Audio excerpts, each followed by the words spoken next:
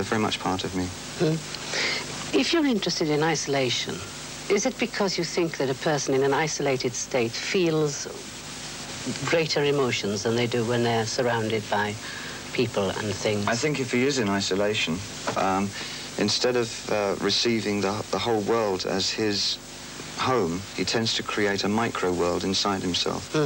And it's that peculiar part of the human mind that fascinates me about the small universes that can be created inside the mind. Some of them fairly schizophrenic and quite off the wall. Does that mean you have to separate yourself quite a lot from, say, falling in love and getting very involved with a person? Oh, no, I think, no, I don't. I think quite the reverse. For me, I do fall in love quite quickly. Once upon a time, I used to fall in love quite a lot. No, I think love is very important for my writing. But love, falling in love, is different from then going on to love that person. Yes, it is, yes. And once you love somebody a lot, it means that you've got to share your life with them. That's what I No, I don't think so. I think you can love somebody from afar. But if you then decided not to love them from afar, is what I mean, you as an artist would have to give up quite a lot of your time to them. Yes, and I can't do that. That's what I was wondering, whether you do that. No, love can't get quite in my way because I feel I shelter myself from it incredibly. What are you sheltering yourself again? I mean, sorry, I'm losing that other eye. Right.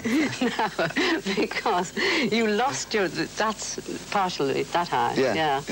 Over a fight. Yes. Over a fight. Yeah, within a fight. In a fight. And what was the fight about? Over this eye. No, it was... No, it wasn't. He wanted it and I wanted it, but I kept it. Well, that was over, I can't remember it very well. It was over a girl. I can't remember her name. Was it your first love then, David Bowie? No, I wasn't even in love with her, I don't think. And he thought I was, and in a manner of speaking, but I wasn't in love with her. And so he came up and belted me one day. But he and she's you've loved in your time, haven't you? So I've read. Well, I've only heard too, but it was you've been asked the question whether you're bisexual or not. Too many times. Yes, and you've never quite answered it. Oh, I have. I said I was bisexual. That's enough.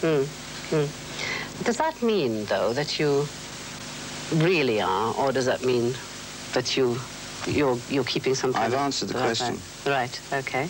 Right. Can I ask you another question about yourself in isolation, partly? When you're now living in Japan, aren't you? I've just come back from Japan. I don't know where I'm going to next. When you're living in a place, is that because you, again, want to be isolated? Yes. In a foreign place? Yes, now, at the moment. It wasn't a couple of years ago. I wanted to put myself in dangerous situations, which I did. Put myself in any situation which I feel I can't cope with. Dangerous situations, such as what? Can you explain that? Areas where I have to be in sort of social contact with people, which I'm not very good at doing. I don't quite know what you mean now. Well, I went to Los Angeles and I lived there for a couple of years, which is a city I really detest. Yeah. So I went to live there among people that I didn't like very much to see what would happen to my writing. And then did you find you did detest the place? Oh, quite twice as much as when I went there.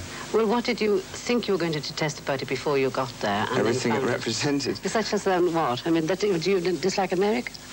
No, I like the plains of America. I like New Mexico very much, and the Rio de Grande and around that area. But I don't like American cities too much. I like the real cities like Chicago and Detroit. I can't quite see what the difference between Los Angeles... Well, it's sort of a callus. It's sort of a blister on the backside of humanity, really. Whereas Detroit has real people energetically trying to survive. But in Los Angeles, it's fabrication.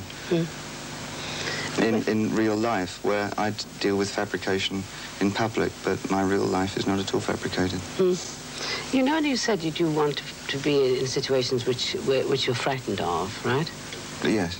But how easy is it for you to mix, generally speaking, with people? Because surely you're so famous that people would recognize you straight away, and therefore... No, they don't at all.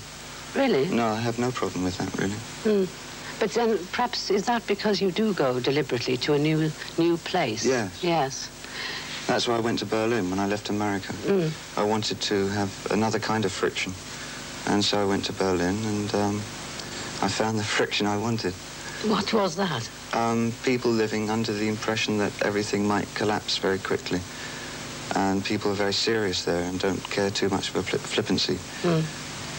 It's a very tight life there, surrounded by a wall with machine guns, which is ever coming in on you. The more you live there, the longer you live there, the more it comes in. And the wall, by the end, feels as though it's right around the apartment or house that you're staying in. When you lived in Germany, did you get involved with people there? I mean, writers and artists? Yes, some of the new wave bands and some of the serious writers there. I quite enjoy them very much. But most of the time I spent on my own. When you went to Japan, which is that's where you are now, right? Yeah. What was the... why there next?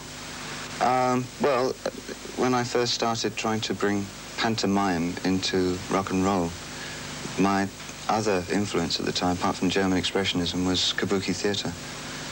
So and from kabuki I then got interested in the cultural, religious aspects of Japan.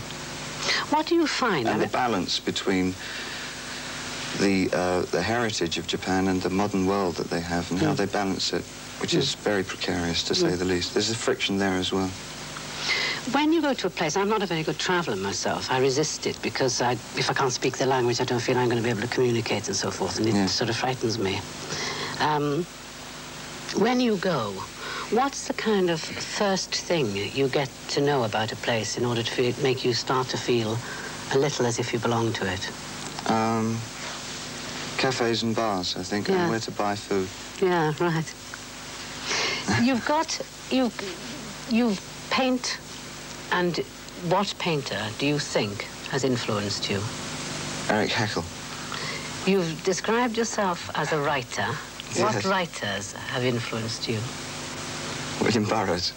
William Burroughs, is he the only? I might change my mind tomorrow, but if you're asking me immediately, those are the first things that come to mind. Yes.